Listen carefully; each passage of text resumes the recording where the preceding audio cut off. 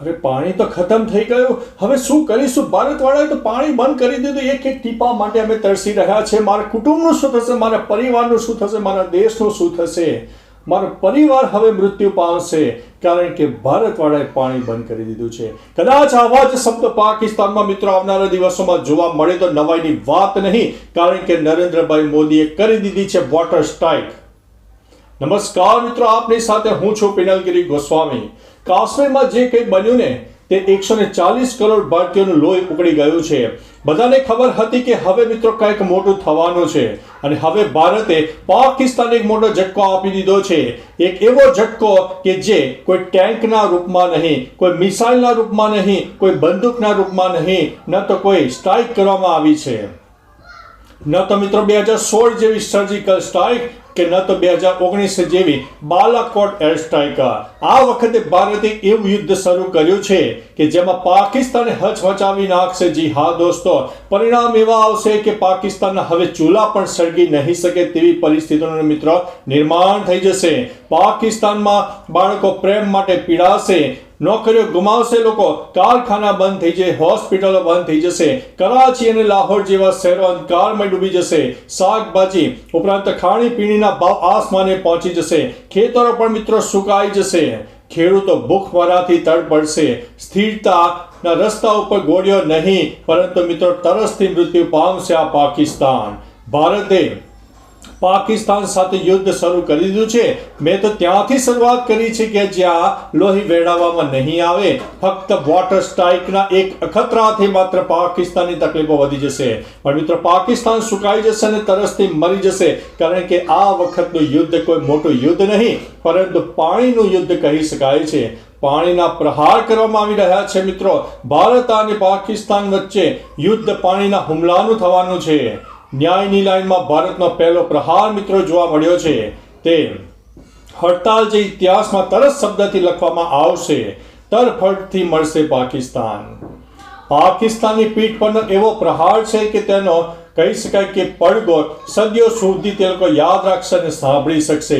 હકીકતમાં જ્યારે પાકિસ્તાન સમર્થિત આતંકવાદીઓ દ્વારા પહેલગામમાં હિન્દુઓનો નરસંહાર કરવામાં આવ્યો ત્યારે ભારતની ધીરજનો મુદ્દો મિત્રો હવે છેક અંત સુધી આવી ગયો છે. અને આ પછી ભારતે જે નિર્ણય લીધો તે કરાર પણ તોડી નાખ્યો છે. તેણે માનવતા માટે ત્યારે જ પૂર્ણ કર્યો જ્યારે 1965 અને 1971માં ભારત અને પાકિસ્તાન વચ્ચે યુદ્ધ ફાટી નીકળ્યા હતા. જ્યારે મિત્રો 1993માં પાકિસ્તાને મુંબઈ પર હુમલો કર્યો, જ્યારે 2001માં પાકિસ્તાને સંસદ પર હુમલો કર્યો, 2008માં પણ હુમલો થયો, ઉપરાંત 26/11 હત્યાકાંડ થયો, 2000માં ઉરી અને 2019માં પુલવામામાં પણ મિત્રો સૈનિકો પર પાકિસ્તાને હુમલા કર્યા. ભારતે કરાર જાળવી રાખ્યો હતો. આ વખતે ભારતે પોતાની ધીરજના બધા બંધનો મિત્રો તોડી નાખ્યા છે, કારણ કે હવે ભારતના દરેક નાગરિકની હિંમત તૂટી રહી છે, ધીરજ તૂટી રહી છે, અને હવે એક મોટો જવાબ આપવાનો સમય થઈ ગયો છે. મિત્રો આ જે પાણીનું યુદ્ધ છે, આ બંધને રોકવાનો નિર્ણય લેવામાં આવ્યો છે, જે પાકિસ્તાનને પાણીના દરેક ટીપા માટે તડપાવશે, પાકિસ્તાનને અંધકારમાં ધકેલી દેશે. પાકિસ્તાનના વિનાશ તરફ સૌથી મોટો આ નિર્ણાયક પગલું માનવામાં આવશે. ભારતે 5 મિત્રો નિર્ણાયક પગલાં ભરી દીધા છે. પાકિસ્તાનને રાજદ્વારી, આર્થિક અને વ્યૂહાત્મક મોરચે ઘેરી લીધું છે.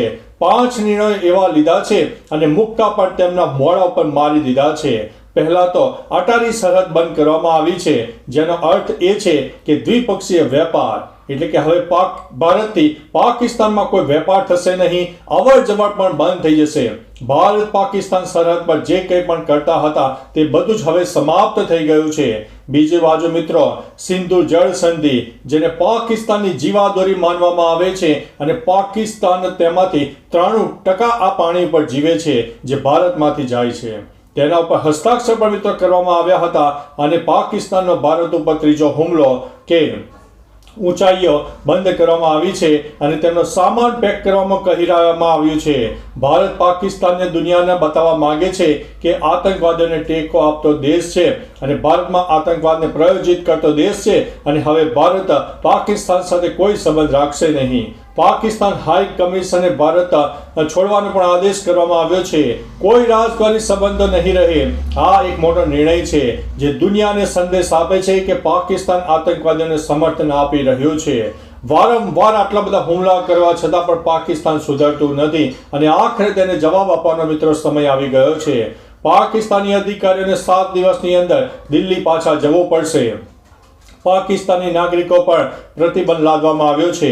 તેમને 48 કલાકની અંદર ભારત છોડવાનો આદેશ આપવામાં આવ્યો છે. બધાના વિઝા રદ કરવામાં આવ્યા છે. હવે કોઈ પાકિસ્તાની ભારત નહીં આવે. પરંતુ આ બધા વચ્ચે સૌથી ઘાતક સિંધુનું મિત્ર પાણી છે.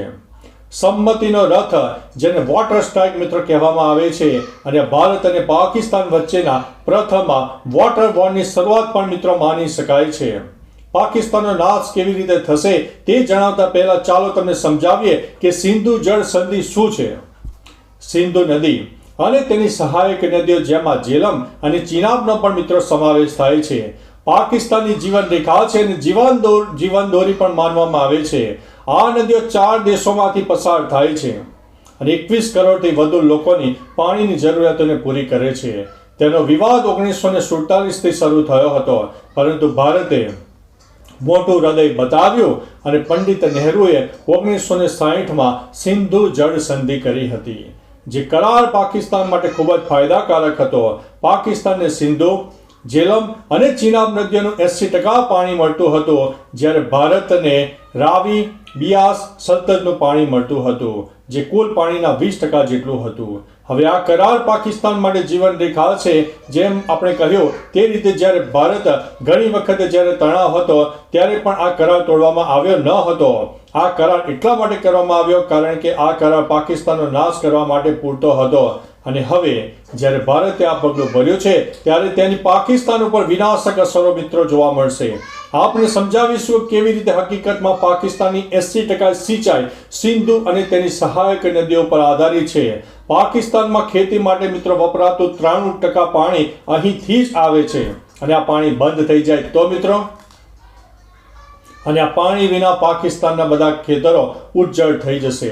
દુષ્કાળની પરિસ્થિતિ સર્જાશે. દરેક વ્યક્તિ પાણીના ટીપા ટીપા માટે તડફડશે. પાકિસ્તાન નાશ પામશે. સાથે સાથે ખેડૂતો બરબાદ થઈ જશે. નિરાશા દેખાશે. મિત્રો, આ પહેલી વાત છે. શું અસર થશે? ફક્ત એક નાનકડા પગલાથી જો આટલી અસર થતી હોય તો સમજી લો ભારત પાસે તેની કેટલી તાકાત છે. તેની અસર એ પણ થશે કે ખેતરોની સાથે કરાચી, લાહોર અને મુલતાન જેવા પાકિસ્તાનના મોટા શહેરોનો પણ પાણી પુરવઠો આ નદી ઉપર આધારિત છે. અને હવે જો પાણીની અછત હશે તો તે લોકો દરેક ગ્લાસ સ્વચ્છ પાણી માટે ઝંખશે. પાકિસ્તાનમાં માતાઓ અને તેમના બાળકો હોસ્પિટલમાં પાણીની શોધ ચલાવશે.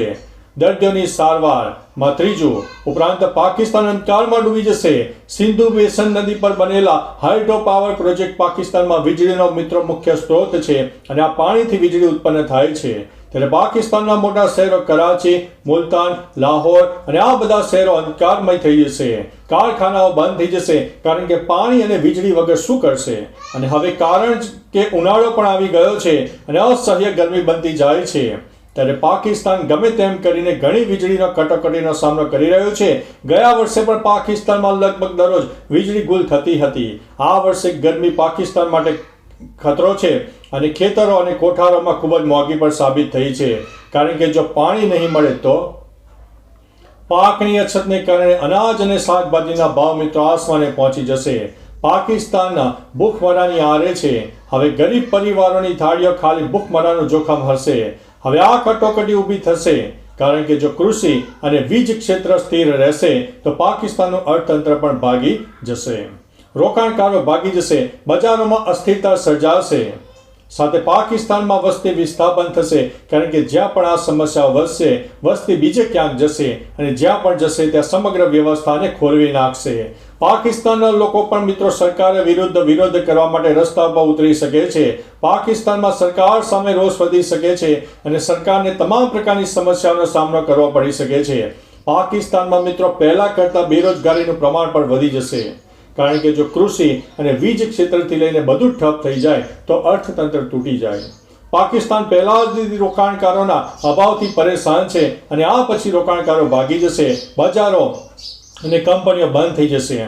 લોકો તેમને ઉછીના પૈસા આપવાનું પણ બંધ કરી દેશે. અસ્થિરતા વધશે. પાકિસ્તાન જુદા જુદા દ્રષ્ટિકોણથી વિનાશ તરફ આગળ વધશે. જો કે શું આ કાલથી જ થવાનું છે?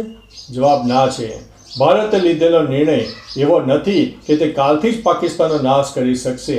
કારણ કે ઘણા લોકોના મનમાં પ્રશ્ન થાય કે આવો નિર્ણય લીધા પછી શું પાકિસ્તાન તરત જ નાશ પામશે? જો પાકિસ્તાન નાશ પામશે તો કેટલો સમય લાગશે? અમે તમને આનો પણ જવાબ આપીશું મિત્રો. સિંધુ જળ જે સંધિ છે તોડવાથી પાકિસ્તાન તાત્કાલિક ગંભીર નુકસાન થશે નહીં. ચાલો સમજીએ કે આવું કેમ નહીં થાય. સિંધુ, જેલમ અને ચિનાબ નદીઓનું પાણી તાત્કાલિક બંધ નહીં થાય, કારણ કે આ કરવા માટે ભારતને મોટા બંધની જરૂર છે, જે હાલમાં તૈયાર નથી. આ ઉપરાંત પાકિસ્તાનમાં તરબેલા મંગલ જેવા ભૂગર્ભ જળના જળાશયો છે જે ખૂબ જ અગત્યના માનવામાં આવે છે, જે થોડા મહિનાઓ માટે કૃષિ, પાણી અને વીજળીની જરૂરિયાતો ભારત સાથે આ નિર્ણયના આતંકવાદના દ્રષ્ટિકોણથી લીધો છે. પરંતુ આ પછી પાકિસ્તાન વિશ્વ બેંક અને આંતરરાષ્ટ્રીય સમુદાય પાસે છાતી ઠોકીને માનવતા માટે અપીલ કરવા માટે તૈયાર છે. લોકોને બચાવવા માટે અપીલ કરવા અને આંતરરાષ્ટ્રીય સમુદાય દ્વારા ભારત ઉપર દબાણ લાવવાનો પ્રયાસ કરવા માટે પ્રયત્ન કરશે. જોકે જ્યારે ભારત સરકારે આ નિર્ણય લીધો છે ત્યારે તેના પરિણામો શું થઈ શકે છે તેની જાણ પણ તેમને નહીં હોય. મિત્રો, વાત કરીએ તો પાકિસ્તાન વરસાદ અથવા તો હિમ નદીઓ પીગળવાથી બચી શકશે, કારણ કે જો આવું થશે તો નદીઓમાં પાણી રહેશે. નાની નહેરો, જળાશયો અને ભૂગર્ભ જળનો ઉપયોગ કરીને પાકિસ્તાન તાત્કાલિક ચિંતાિત નથી. એ વાત સાચી છે કે પાકિસ્તાનને તાત્કાલિક કોઈ ખતરો નથી, પરંતુ સત્ય છે કે દરેક પાકિસ્તાનીના હૃદયમાં ભવિષ્યનો ડર છે. પાકિસ્તાનીઓમાં અનિશ્ચિતતા તો રહેશે. જ્યારે પણ લાંબા ગાળમે ભારત પાણી રોકવાની ક્ષમતા વિકસાવશે ત્યારે પાકિસ્તાનમાં વાસ્તવિક કટોકટી સર્જાશે. કૃષિ સંકટ, નોકરીઓનું સંકટ, વીજળી સંકટ, બગાડનું સંકટ, ભૂખમરાનું સંકટ, આ બધા તમામ પ્રકારના ડર ઊભા થશે. પાકિસ્તાનને ગુપ્ત રીતે એ નાશ કરી શકે છે, પરંતુ કાશ્મીરના પહેલગામમાં ભારતે જે જોયું, સાંભળ્યું, જાણ્યું તેના કારણે જ ભય, ગુસ્સો અને નફરત પેદા થઈ છે. તે પછી એવું લાગે છે કે તેણે પાકિસ્તાનને સ્પષ્ટ સંદેશ આપવાનું મન બનાવી લીધું છે. ભારત ન તો હમાસ જેવા કૃત્યને સહન કરશે, ન તો પહેલા જેવો મૌન રહેશે. જો હુમલો હમાસ જેવો થશે તો પાકિસ્તાનને ઇઝરાયલની સામે જવાબ મળશે. તેવી જ રીતે અમે કહી રહ્યા છીએ કે ભલે હવાઈ હુમલો હોય કે સર્જિકલ સ્ટ્રાઇક હોય, આ વોટર સ્ટ્રાઇક તેના કરતાં પણ વધુ ગંભીર હશે, કારણ કે આ વોટર સ્ટ્રાઇક ફક્ત તે પાકિસ્તાનને પણ હચમચાવી નાખશે અને તે પણ દુનિયાને એક મોટું ઉદાહરણ પૂરું પાડશે. આનાથી દ્રઢ નિશ્ચયનો સંદેશ મળે છે કે ભવિષ્યમાં ખાતરી થશે કે પાકિસ્તાન આવું કૃત્ય કરતા પહેલા 1,00,000 વાર વિચાર કરશે. તેણે પોતાના લોકો વિશે વિચારવું જોઈએ અને તે પોતાના લોકોને મરવા માટે કેમ છોડી દેશે? માનવતાવાદી દ્રષ્ટિકોણથી ભારત લેવામાં આવેલા પગલાં ખૂબ જ કઠોર છે, પરંતુ તે પ્રખ્યાત દોહા છે ને કે જીવનમાં જીવવા માટે થોડો ગર્વ પણ જરૂરી છે. જો તમે મળવા પહેલા ખૂબ નમો છો તો દુનિયા તમારી પીઠને ડોરમેટ અને થપથપાવશે. પાકિસ્તાને ભારતની માનવતાનો ઘોર દુરુપયોગ કર્યો છે અને હવે ભારત માટે એવું કહેવું મહત્વપૂર્ણ છે કે જો તમે જીવંત છો તો જીવંત દેખાવા માટે પણ મહત્વપૂર્ણ છો. તો તે બધા લોકો આ માટે સંદેશ છે જેઓ ભારતની સંવેદનશીલતાનો ગેરલાભ ઉઠાવે છે, અને આશા છે કે આ વખતે ફટકો એટલો ઘાતક હશે કે ભવિષ્યમાં કોઈ પણ દેશ આવું નહીં કરે અને તે પણ કંઈક આવું કરવાની હિંમત પણ નહીં દાખવે. મિત્રો, અત્યારે જે મૃતકો છે તેમને અમારા ખરા દિલથી શ્રદ્ધાંજલિ. પૈસા બચાવીને જીવનનો આનંદ માણવા માટે મિત્રો આપણા નાગરિકો ગયા હતા. કંઈક કોઈ હનીમૂન પર ગયું હતું કે કોઈ પોતાના જીવનના પૈસા બચાવીને કોઈ પરિવારને આનંદ કરાવવા માટે ગયા હતા અને તેને આતંકવાદીએ ગોળીબાર કરી દીધો. આ વખતે મિત્રો યુદ્ધ તરસ માટેનું હશે. પાકિસ્તાન તરસના કારણે હારશે. ન્યાય એ ભારતનો પહેલો હુમલો છે. ઇતિહાસમાં તેને તરસની જે સર્જિકલ સ્ટ્રાઇક છે તે માનવામાં આવશે, જેને વોટર સ્ટ્રાઇકના નામથી કહેવામાં આવશે. તો ચાલો મિત્રો, ફરીથી એક લેટેસ્ટ ઇન્ફોર્મેશન સાથે મળતા રહીશો. ત્યાં સુધી અમને રજા આપશો. નમસ્તે.